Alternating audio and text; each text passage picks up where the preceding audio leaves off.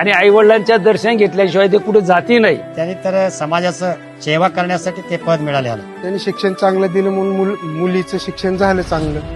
आम्ही काय शेतकरी माणसं, आम्हाला त्याची काही माहिती बी नको. Thank you Mothegaonkar sir. त्यांनी सतत आम्हाला मोटिवेट केलेलं आहे. त्यांनी सतत आमचा कॉन्फिडन्स वाढवलेला.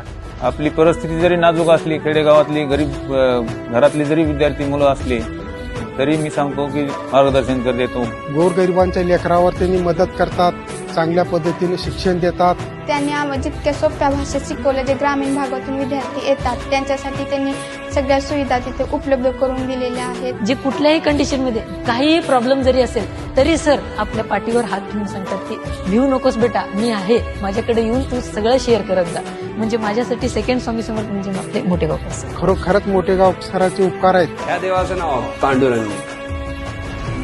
आपल्या लोकांसाठी केली त्याने जीवाची भी होळी. लोक पुढे जाई, सुख समृद्धी येई. तीच हो त्याची दिवाळी. ना कधी हा थांबला, तरी एकटा निघाला.